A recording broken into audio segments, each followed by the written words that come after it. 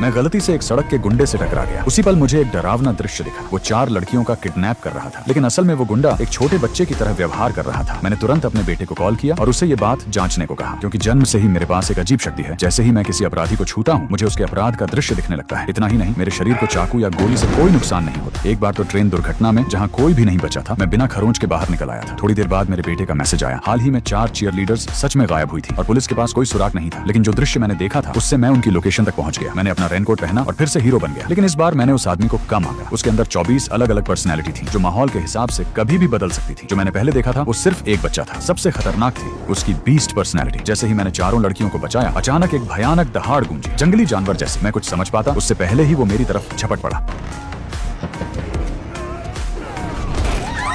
उसकी रफ्तार और ताकत डरावनी थी। मैंने तुरंत लड़कियों को भागने को कहा, लेकिन वो हम पर हमला कर चुका था। मैंने उसे रोकने की कोशिश की, लेकिन वो मेरी सोच से भी ज्यादा खतरनाक था। उसने पीछे से मुझे जकड़ लिया। शुक्र है कि मेरा शरीर नष्ट नहीं हो सकता। हम दोनों काफी देर तक लड़ते रहे। आखिर में मैंने उसे पकड़ा और 5वीं मंजिल से नीचे कूद गया। हम दोबारा लड़ने ही वाले थे कि अचानक एक तेज रोशनी हम पर पड़ी। वो तुरंत गिर पड़ा और उसकी पर्सनैलिटी फिर से बदलने लगी। मैं वहां से जाने ही वाला था कि चारों तरफ पुलिस की लाइट्स चमकने लगी। इतने सालों से मैं छुपकर काम कर रहा था, लेकिन पुलिस मुझे देख रही थी। मुझे लगा वो मुझे थाने ले जाएंगे, लेकिन ऐसा नहीं हुआ। उन्होंने मुझे और उस आदमी, जिसका नाम केविन था, दोनों को एक मानसिक अस्पताल भेज दिया। केविन के कमरे में हर समय तेज रोशनी रहती है, जो कभी भी चालू हो सकती है, क्योंकि उसके बचपन ने उसे गहरे जख्म दिए हैं। और मेरा कमरा तो और भी अजीब है। चारों तरफ 46 हाई प्रेशर पानी की तोपें मेरी तरफ तनी रहती हैं, क्योंकि बचपन में मैं लगभग डूब गया था और तब से पानी मेरा सबसे बड़ा डर बन गया। ये सब अस्पताल की चीफ डॉक्टर ने तय किया है। उसकी नजर में मैं और केविन दोनों मानसिक रूप से बीमार हैं और वो हमारी भ्रम को ठीक करना चाहती है। हमने कई बार भागने की कोशिश की। केविन ने तो एक बार महिला पर्सनैलिटी में बदलकर गार्ड्स को फंसाने की भी कोशिश की, लेकिन हर बार हम फेल हो गए। फिर एक सुबह हम दोनों की नजरें मिली। मुझे एक बात पक्की पता थी, एक दिन हमारे बीच जरूर लड़ाई होगी, लेकिन मुझे ये नहीं पता था कि इस अस्पताल में एक और मरीज है जिसने ये सब पहले से प्लान कर रखा है। और इस मूवी का नाम है क्लास।